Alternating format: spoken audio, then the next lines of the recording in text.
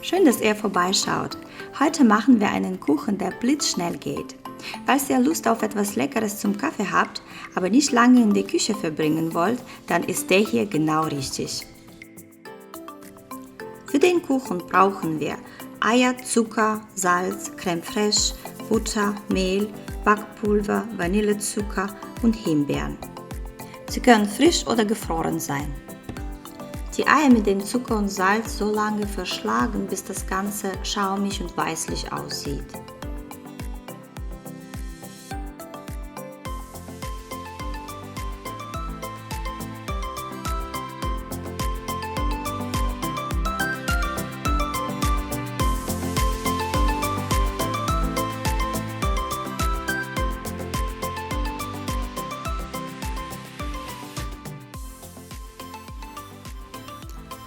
Die Butter schmelzen, aber nicht zu heiß werden lassen und zusammen mit dem Creme fraiche hineingeben.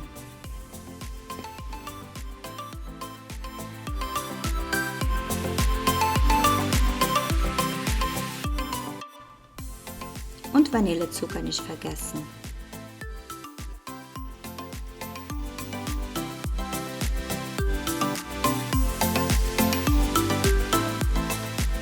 Mehl mit dem Backpulver vermischen und zum Schluss alles gut vermengen.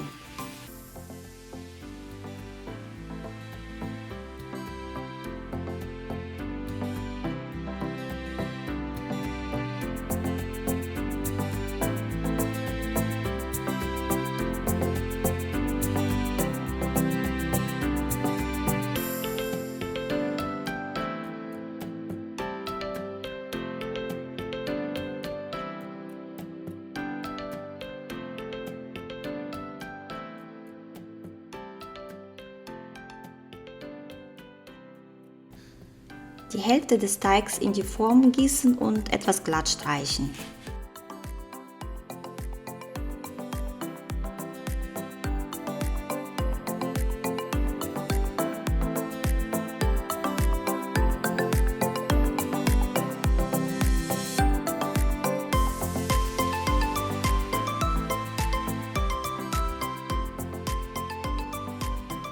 Himbeeren auf den Teig verteilen. Wer es mag, kann etwas Zucker über die Beeren streuen.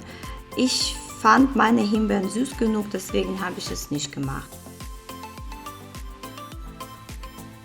Die andere Hälfte des Teigs verteilen, den Backofen auf 180 Grad Umluft vorheizen und den Kuchen ungefähr 35-40 Minuten backen.